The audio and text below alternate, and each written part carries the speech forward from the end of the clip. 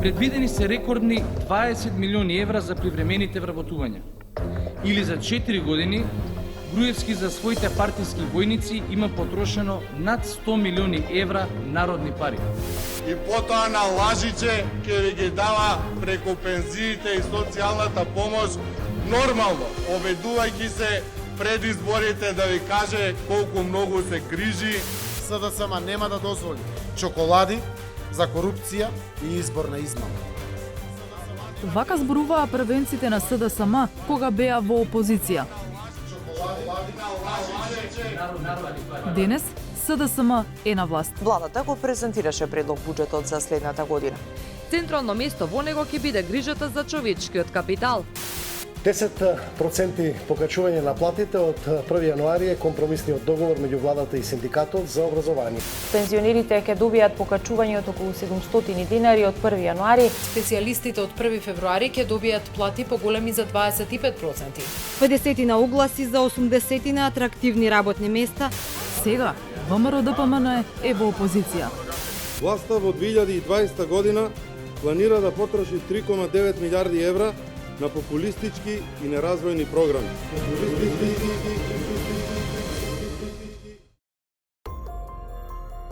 Секој следен буџет што го проектира власта, актуелната и поранешната, е поголем од претходниот.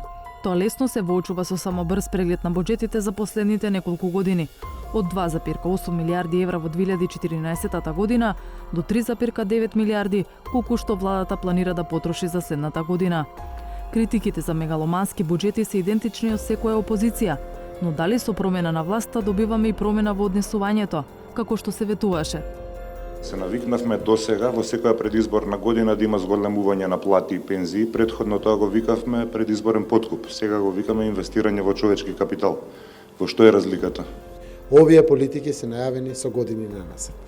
Од каде ќе најдете пари за финансирање за повисоки плати и пензии, колку ќе биде задолжувањето и дали се планира евроврзница? Се што државата ќе земе кредит за следната година е заради враќање на кредити и заради покривање на дефицитот од 2,3%. Политичкиот договор од последната лидерска средба за предвремени избори во април и остава простор на власта непречено да носи одлуки уште 45 дена. Ограничувањата ќе дојдат со пржинската влада, која треба да стапи на сцена на 3 јануари. Од тогаш па до 12 април, владата ќе функционира технички и без ниту еден чекор што би можел да се толкува како предизборно влијание врз гласачите. За екс-премиерот Владо Бучковски, се што во моментов прави владата не само што е во рамките на законите, туку политички гледано и оправдано. Вели, опозицијата ја овозможи комотна есен на власта. Опозицијата ја пропушти шансата да ја под наводници спречи власта да реализира дел од изборните ветувања, ако изборите беа брзи, ако се распуштеше парламентот. Вака, од една страна власта е во предност, но не ја знам јас тактиката и стратегијата на опозицијата. Лидерот на опозицијата инсистираше да има 100 дена техничка влада. Може да предпоставаме што очекува, зашто му треба, па не му дополнителен период, но во секој случај алатките на опозицијата се веќе видени. Да пенетрира во синдикатите, да пенетрира во невладините организации, кај оние кои се незадоволни, да се обиде во периодот пред изборите, да го искористи незадоволството на определени групи на граѓани. Бучковски се посетува дека за време на неговото владење располагаше со двојно помал буџет и дека раците на неговата влада дополнително и беа врзани поради аранжманот со Меѓународниот монетарен фонд.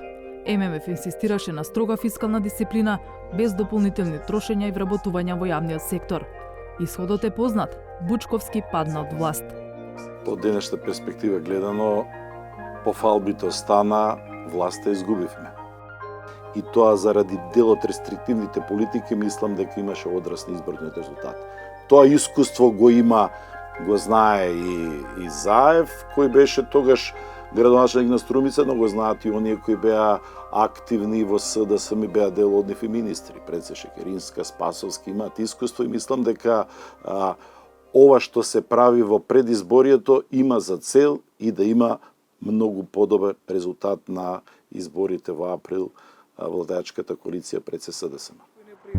Екс-министерот за финансии од редовите на ВМРО-ДПМН, Кирил Миновски, кој сега не е активен во партијата, во буџетската рамка за следната година гледа популизам, кој може да биде и ризичен.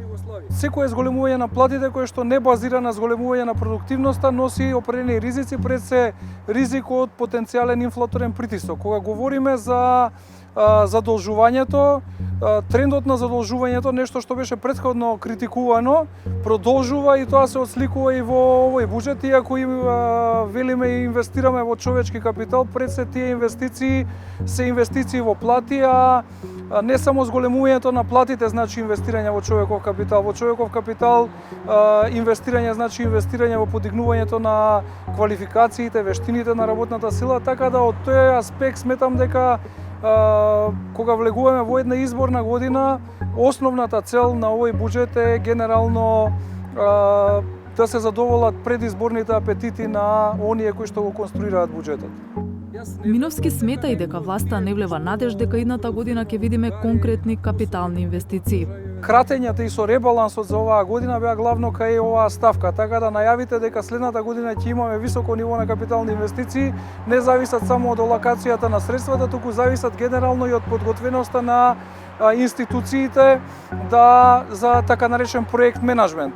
Од она што можев да видаме, генерално имаме проекти за кои што се говори изминатите 3-4 години, а претходно се дизајнирани, од кои што голем дел се наоѓаат во ист стадиум во кој што беа оставени. Премиерот Зоран Заев пак уверува дека се мисли не само на инвестиции како што велат од власта во човечкиот капитал, туку и на вистински капитални инвестиции. Продолжуваме да легнуваат парите за реализација на Кичев Охрид, автопатот. Тука се вградени таквите пари. Железницата. Гасификацијата продолжува со максимално темпо, реализацијата е одлична и продолжуваме токму во тој дел. Зборуваме за 70 милиони евра ново задолжување за локалните патишни. Тоа е веќе вградено тука. Зборуваме за капитални инвестиции за болниците. Тоа се капитални инвестиции и уште еднаш да сублимирам. Нема нито едно евро, нито еден денар задолжување за плати, за пензии, за социјални издатоци, за плати на јавната администрација.